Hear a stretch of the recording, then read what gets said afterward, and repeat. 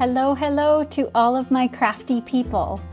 I'm so excited and grateful that you've decided to join me on this faux stained glass project. So grab your kit and we'll get started. First, I'm going to go over everything that comes in your kit, and I'll also go over a few things that you need to have on your own. So first things first, you'll have your acrylic blank, and it has a protective film on both sides that you'll need to peel off before we start. And you will get some sort of a base. There's different versions of the base depending on the availability. So, and this just will hold your acrylic blank in place when you're all finished. And you can paint and embellish these however you like. And you will get a brush, one of these little brushes. There will be 6 colors, pigment colors. So these are pigment powders by DIY Paint. They're the making powders, they call them. I have given you the 3 primaries, so you will get blue, red, and green and yellow, sorry. And then there are 3 extra colors. There's a green, there's a purple, and a turquoise. So you're getting those 6 pigment colors, and there's just tiny bits in there, but it's going to be more than enough. You're also going to be getting 6 of these little measuring cups. They have all of the little measurements on them, so it'll be easy to mix your resin, which you are getting 2 of these because we're using a 2-part resin. So you're getting an A and a B, and these need to be mixed 50-50. So that's where these little cups come in that have the measurements right on them. You're also going to be getting your, we're going to call this leading paste. Not really lead. This is my version of a leading paste, and it's made using Fusion's embossing paste, the pearl embossing paste, and a little bit of ash, which is Fusion's kind of a charcoal, dark charcoal color. And I've pre-mixed it, and it's the perfect color for our leading. You're also going to have in your kit 2 of these piping bags. So these are for icing cookies. So there's 2 of these in there just in case you make a hole in one of them by accident, or if you have another project with some leftover product. Okay? So this is everything that is included. Oh, and the patterns. I almost forgot. There's 2 patterns. This one has a butterfly with the tulips, and this one is the hummingbird. So you can pick whichever one you want to use. There's enough product, more than enough product to do both of these. You can use your second pattern on a picture frame or something that you can pick up at the dollar store or at a thrift store. And just take the backings off and use the frame and the glass, and you can do the same thing. So this is the entirety of your kit. Okay, so there's a couple extra things that you're going to need to source on your own. One would be a blow dryer, like a hair dryer, or an embossing gun or a heat tool. I've used both of these. They both work. This is an embossing gun, so it's very, very gentle and a lower heat, and it doesn't have a lot of air like a blow dryer would have. This is Mr. Heavy Duty. Just keep it on low and keep your distance, and these are to get bubbles out of your resin. So these are really important, but you can just use a normal hair dryer.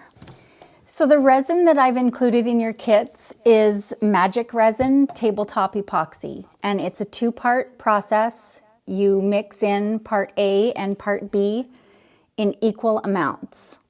So that's really important. You mix them in equal amounts, and you mix them by hand just with your paintbrush, or you can use, if you have a silicone spatula or anything else that you can stir it with. You can stir it actually with the opposite end of your paintbrush and then just wipe that off. You're going to be working with it for, depends how long it takes you to do stuff, and you're going to be mixing a bunch of different colors. So make sure you're in a ventilated area. I will send out information sheets. They will also be in your kit. There are information sheets in your kit regarding the resin and how to use it. So that'll be just some extra information for you, and so you know exactly what the products are. Okay, let's get started. First things first, we're going to choose our pattern. And I've got one of these where I've taken the protective film off both sides. So I'm going to go with this pattern. So I'm just going to place my pattern underneath, put my acrylic sheet on top, and center it on there. Now you don't want to line up the bottom, because keep in mind the bottom of this acrylic blank is going to sit in the slot on this piece on your stand. So it doesn't go down, I'd say about 1/2 inch. Leave that much clearance. So I'm just leaving about 1/8 inch, maybe 3/16 around. That's how I've sized these patterns. So you're giving yourself a little bit of frame, and that'll work out the best. And then I'm just taking some Scotch tape, and I'm just lightly, just right on the very edge, to hold my pattern in place so it stays still for me. And I'm just going to go here, because this one, I cut it a little bit weird, so there we go. Okay, so now I can move this around and I'm not going to have any issues. Next step is we are going to put our faux leading in our piping bag. So you have about 1 ounce of faux leading, and that's going to be lots. This little container is pretty full because this is my mixing container. So first thing you want to do is grab your piping bag and flip it over so you have where to fill. And then just grab a bunch of your leading and stick it down in there as far as you can. And then I just squeeze with the bag on the stick and pull it off. I'm going to put a little bit more in there just because it's easier to manhandle this, I find, when there's more product in there. It's going to be way more than I need, but that's okay. So then we're just going to lift this, pull this back up. Now, if you're a cake decorator or a cookie decorator, this is going to be easy peasy for you. I am not a cake or cookie decorator, so this is the hardest part of this project for me, is this piping part. But it's doable.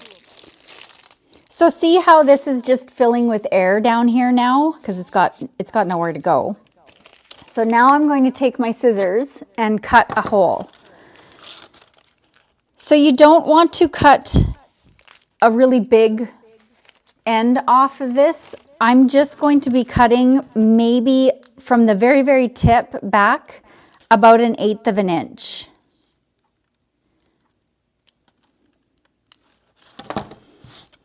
And that's going to, actually I need to test out my size. It's always easier to start out with a smaller hole and then easy to cut it bigger. If you totally mess up, just grab any kind of a bag.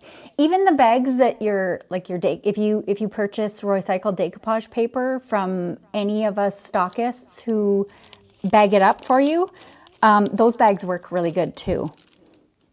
Any kind of a bag will work. You don't have to have a piping specific. So I'm just checking to see how big that piping is. And that's going to be pretty good. It needs to be thick enough that you're actually going to be creating a nice line for your resin to set into. You don't want it to be too small, because then your resin, if you make your resin at all too thick, when it levels out, it's going to spill over. So you want to make sure that it's big enough. So now this part is, I'm twisting this, and then I just kind of hold it in the palm of my hand. Again, If you are used to doing cookies or cakes or something, this is, I don't need to explain this to you, and you're probably watching me thinking, what in the world is this lady doing? But this is not my forte by any means. Okay, so now you are going to trace all of these lines with your piping. And I find that if I start in the middle, that works out easier for me. So I'm just going to, I'm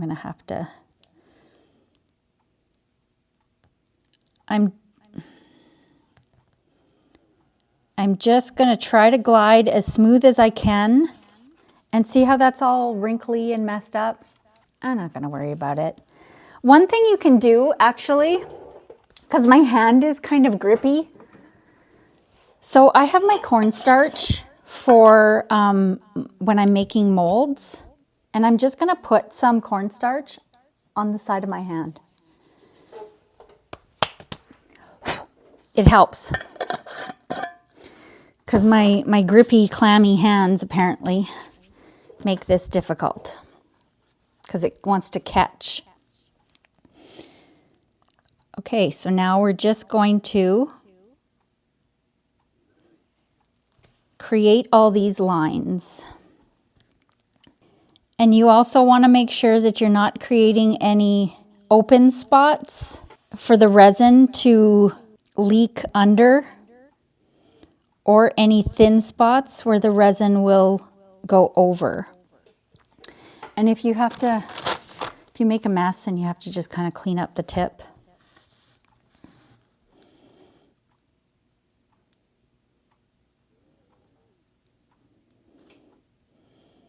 and you'll get used to it as you go. Usually your first couple lines are the worst, at least with me, until you kind of get a feel. But I'll show you how you can go in and kind of do some repairs. Because right now that flower looks pretty jiggly, but that's okay.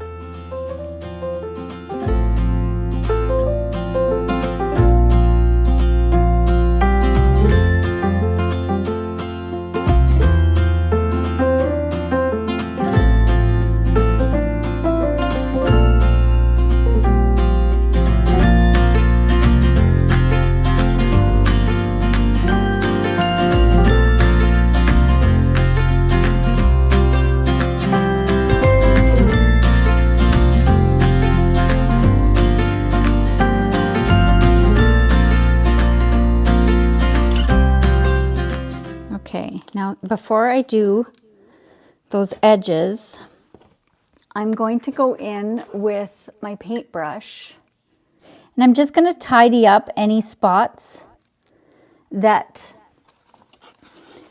I kind of made a mess on the glass.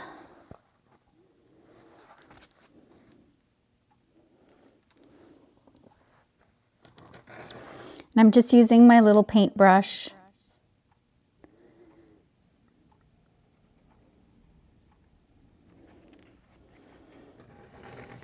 Not going to do too much.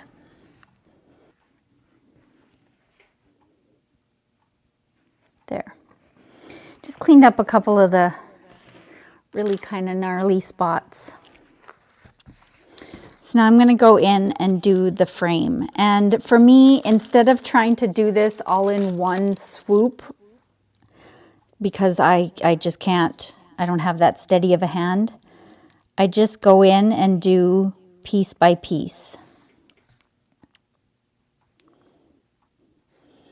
Just making sure everything connects.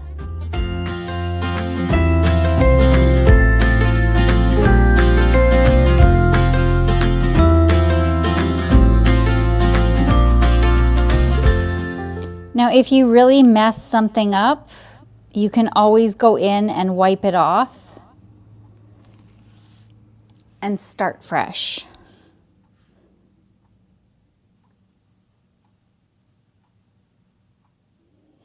There we go.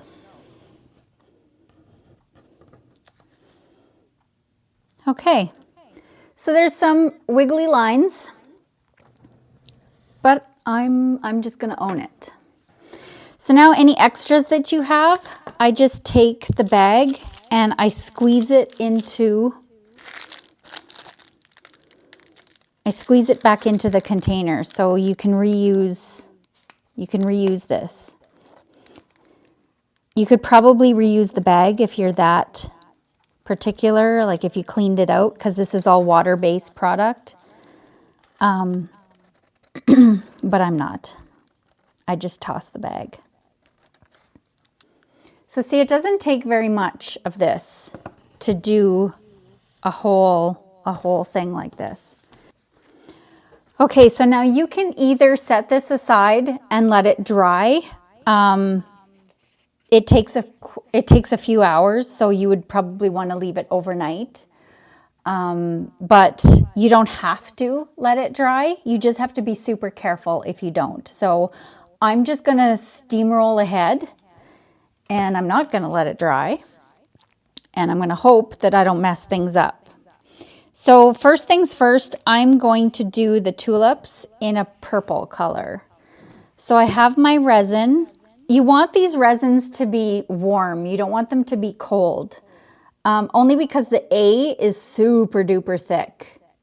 So I'm actually going to warm these up just in a cup of warm water a little bit, and then we'll get to this. Okay, so I've got these guys just sitting in a little container here of warm water, and it makes a big difference as far as how your resin moves. And you'll be able to test that easily with the A.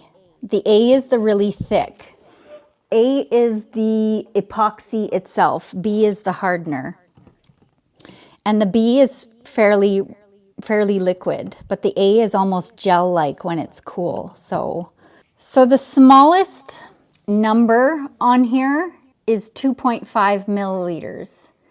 So for every mix, we're going to be making at least 5 milliliters. So 2.5 of A and 2.5 of B. And then we have to mix that together really, really well. Okay, I think this is good to go.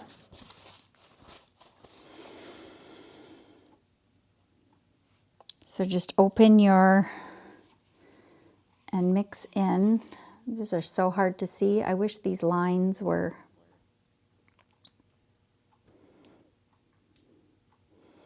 The A is still thicker, so you have to kind of let it settle in there.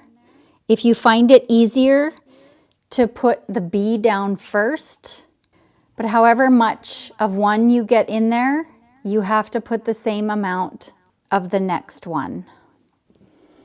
And now B is way more liquid, so it's way easier to see. I would suggest pouring your B into your cup first. It just makes it easier for measuring. So I'm going to leave that aside. Okay, so now I'm going to go with some of the purple. So this is the making powders. You're going to get some in these tiny little containers. I just tap the top of the lid so that nothing's kind of sitting up in the lid. And then you're just going to need a little bit. You don't need to use much. So I just grab on the end of this is a coffee stir stick. And I'm not measuring. I'm just kind of whatever I think is going to give me the color that I'm looking for. And now we're going to mix. So you're just going to stir. And according to magic resin directions, you want to stir for 4 to 5 minutes, and you want to ensure that you're scraping the sides so that all of the product is being mixed evenly. So I'm just gently going to stir. And you might end up with, sometimes the pigment powders don't break up completely. You can have little chunks. You can try to smush those out in here. Or you can just go with it. It adds character to your finished product. So you're supposed to be wearing gloves, but I forgot. So I'm going to try really hard not to get this on my hands.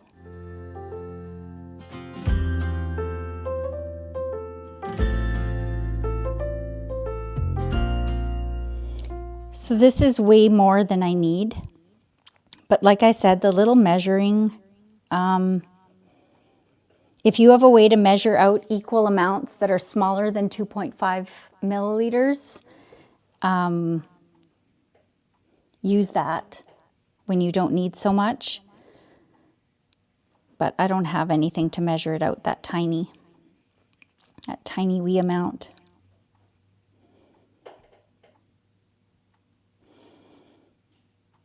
Okay, I think that's pretty well mixed. So now to apply this in here, I hold the cup kind of right over where I'm going to be applying the resin. Now another thing that I found with the resin is you don't want to pile it in there too much because it does self-level. And sometimes, well, I've warmed it up, so it should be okay. But once it all levels out, and then if it runs out of room, it'll kind of spill over your leading lines, especially if your leading lines weren't quite heavy enough. So see how that just gives you a little bit of a subtle, pretty stained glass? Like there's bubbles like crazy in here, but we're going to address that in a bit. So just a little dot in that one.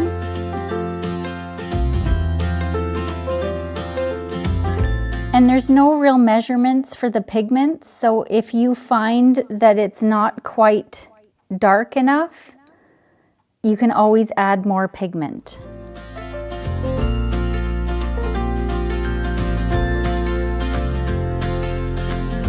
You also want to make sure that your project is sitting on a level surface, because this will move and it'll settle in the wrong places or on one end or something if your tabletop isn't level.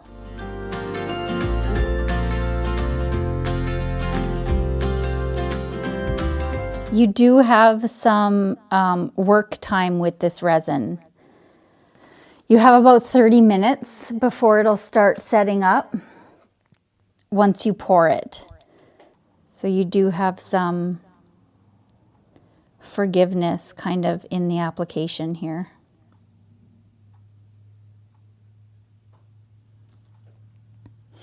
And remember, if you've done like I have and you haven't waited for your leading to dry, just be really careful.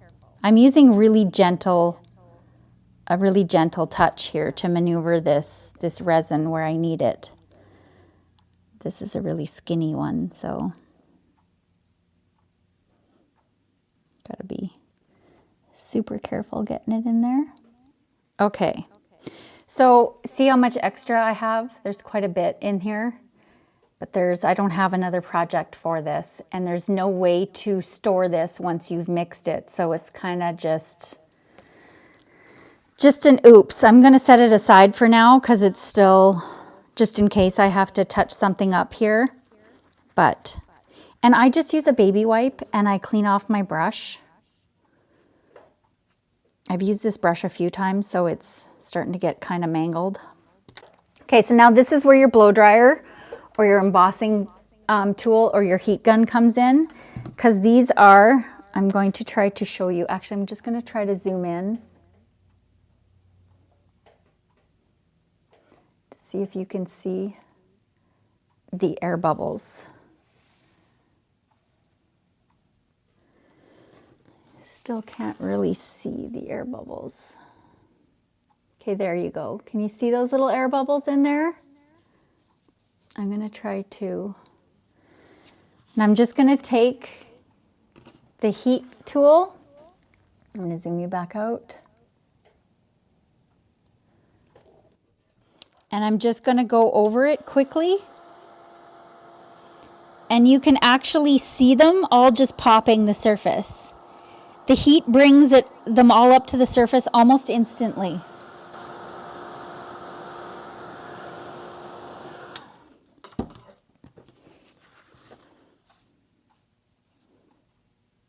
And there you go. All the little air bubbles are gone. You're going to see little flecks of pigment, but the air bubbles are all gone. The magic of the resin. I love it. Okay, next color I'm going to go with is green. I'm going to go with green. So this time I'm going to use the B first because remember it's more liquidy, so it's easier to pour this one in first and give you that initial 2.5 milliliter. So now we're going to mix our green pigment. And I just have a little wee bit left in mine, so I'm probably just going to dump that in there. I'm just kind of smushing up in case there's any lumps, big lumps. I'm just kind of smushing that up.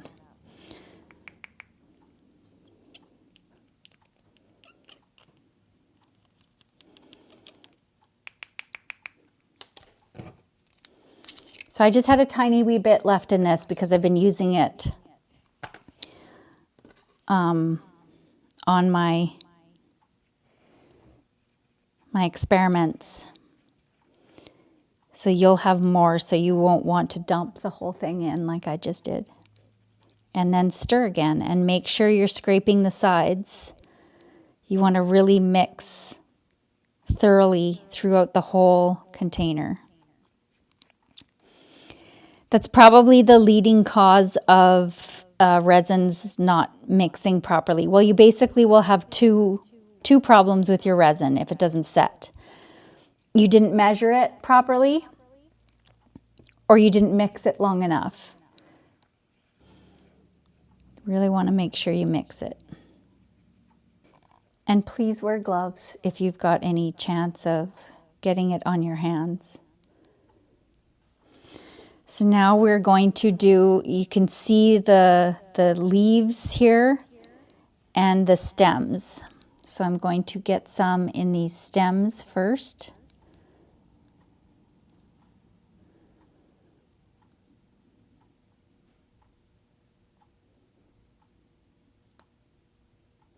And if you put too much, just dip in it and pull it out.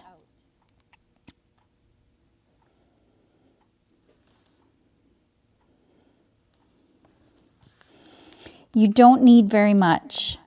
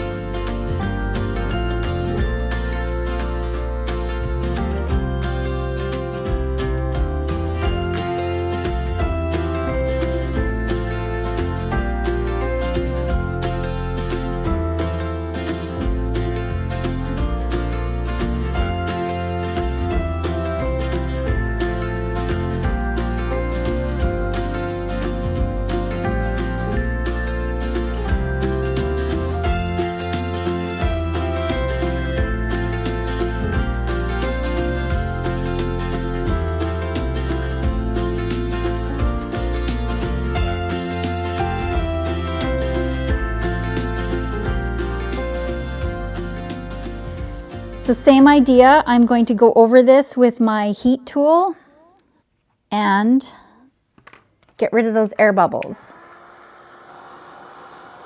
And if you just kind of watch it in the light, you'll see all those tiny little air bubbles just pop up to the surface and burst. It's kind of cool. This little mark here, there's a little, and that's just a chunk of pigment. Got kind of a thin spot here, so I'm just going to add a little bit more into that one.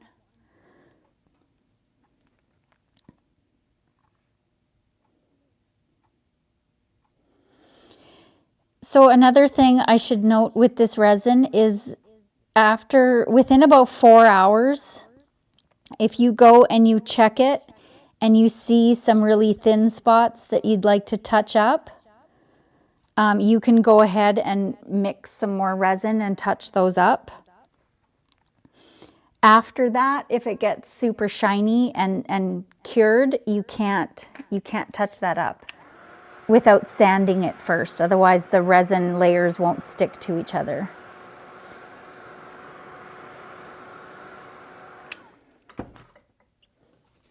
Okay, so this is where we're at so far. I think it looks so pretty. This is the first time I've actually done this pattern. I had another pattern in mind, but then that didn't work out, so. Okay, now I want to do blue in the middle here. You can kind of see there's this rounded area, so I think I want to do blue in the middle. So let's do that. Blue's the next color.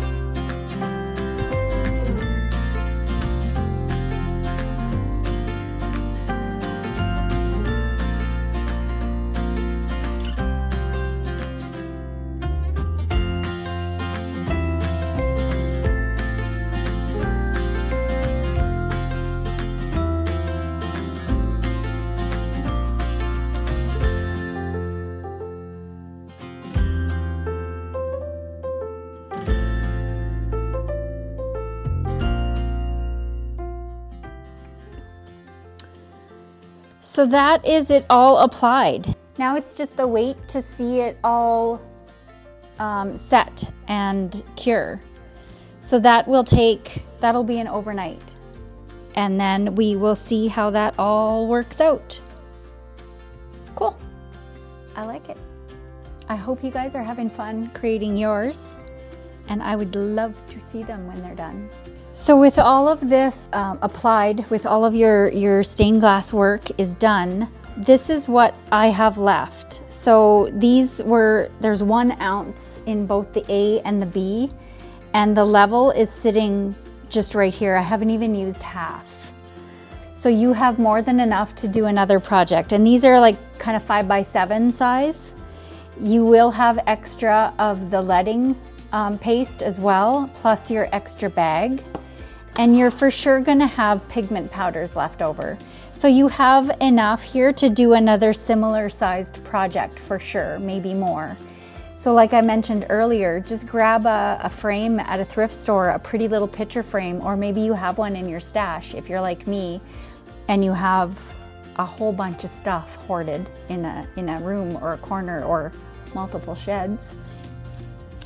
And you can create another project. I think that would work perfectly. You can create a whole new project with the leftovers from your kit.